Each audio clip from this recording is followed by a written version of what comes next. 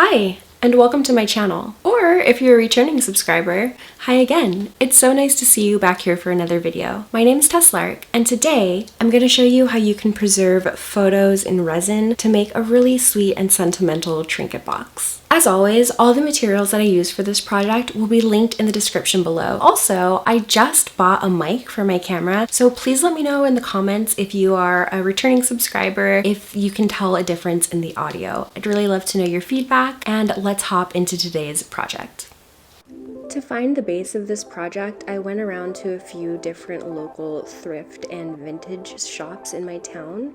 And if you guys have something already on hand that's sentimental to you, feel free to use that. I just didn't have anything like that, so I thought it'd be a good opportunity to explore some local vintage and thrift shops.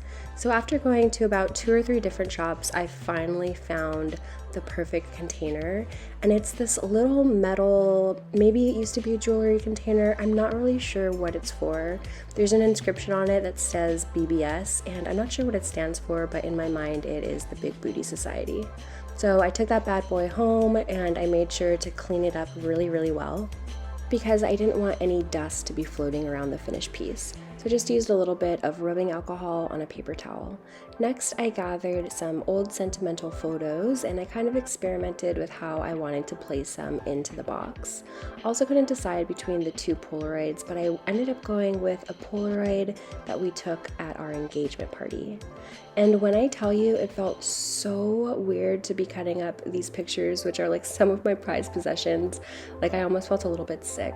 And I just couldn't stop thinking about the fact that if I destroyed these photos, I would probably literally cry and just feel like horrible for days and days, especially this Polaroid, which is one of a kind. We do have another one of our photo strips, which was from one of our first New Year's Eves that we ever spent together.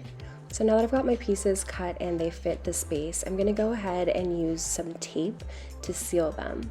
So I've heard that you can't pour resin directly onto photos or they'll get ruined, and I've seen a few different techniques for sealing photos to pour resin.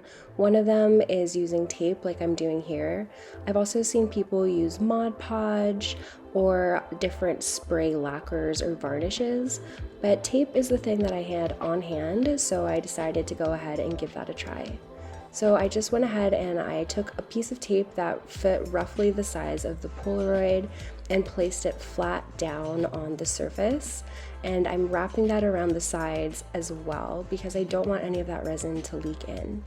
And because it didn't fit the entire Polaroid, I'm having to do a little bit more on either sides. And again, I'm also just making sure that I can wrap the tape all the way around the piece because I don't want any of that resin to seep in, especially because I did have to cut off the bottom of the Polaroid. So if that moisture gets in there, it could really ruin the image.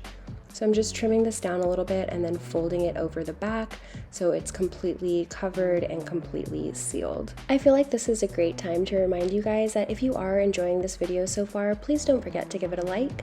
It not only helps out my channel a whole lot, but it also lets me know that I'm making content that you guys want to see from me. So I'm just wrapping the other side of this picture using my tape, folding it down around the edges. And then I'm going to fold that right over the back, so again, this piece is completely sealed. And once I'm happy with how that's looking, I'm going to take a pencil and I'm just going to try to rub that down and make sure that the tape is totally intact. You can see here I do have a couple little bubbles in the tape, but overall it's looking pretty good. So I'm just going to go ahead and move along and repeat the process on my other 2 photos. And I'd love to know, has anybody tried this technique in the past? Have you ever poured resin just right on top of some pictures? How did that turn out for you? What are your favorite ways to seal photos before you put them in resin? I really love learning from you guys as well and just kind of figuring out like what techniques you use, what works for you. I think it's really cool that we're building a community of creative and curious people here. So I'd love to hear if you guys have tried this before. So now I'm just going to go ahead and smooth this piece down as well using a pencil. And I don't know if you saw, but when you have a little bit of extra overlap of that tape, you can just use your scissors and cut that off. With Valentine's Day coming up right around the corner, I thought that this would be a really simple, sweet, and sentimental gift idea. It's also a gift that can be made pretty quickly because it's just one layer of resin. So if you've got some sentimental pictures and maybe some sort of sentimental container to put them in, this is a great last-minute gift to give to one of your loved ones. I personally really love receiving handmade gifts. I remember for one of our first Valentine's Day together, my fiance, boyfriend at the time, made me a painting of a monstera leaf, and I absolutely love that painting. It's still hanging in our apartment today. And I'm really curious to know, what are some of your favorite gifts that you've ever received, either handmade or store-bought? Leave them in the comments below and let me know what are some gifts that were actually impactful to you. And now that I've got all of my pieces sealed really well and I'm happy with how they're looking, how they turned out, I'm gonna go ahead and put a silicone mat down on my working surface to protect it from the resin. And then I'm gonna make sure that the lid is oriented in the right way. And next I'm going to glue my pieces down so they don't float up when I pour in the resin. So I'm using just a little dab of my E6000 glue, which is a jeweler's glue, that I've just put down on a little piece of wax paper. And I'm using a small piece of wire because that's what I have on hand, but you can also use a toothpick. And I'm just going to place a dab on the back of those pictures and lay them down in place. So I'm putting the two black and white photos down first, kind of in the background, and then the Polaroid is going to go in the center. I think the pop of color looks really nice in the middle there. Then I'll just apply a little pressure and press these guys down, and as that adhesive is drying a little bit, I'll mix up my resin. So I'm not going to need a ton of resin for this project, so I'm going to mix up 40 milliliters total, starting with 20 milliliters of resin followed with 20 milliliters of hardener. Next, I'm going to go ahead and mix my resin really thoroughly, making sure I'm scraping both the sides and the bottom of my container as I go. And then after my resin is completely mixed, I do like to let it sit off to the side for about 5 or so minutes because that allows some air bubbles to come to the surface, which I can then easily pop with my heat gun, as you can see here. Now that we have all of the elements of this project ready to go, I'm just going to go ahead and begin to pour my resin onto those photos.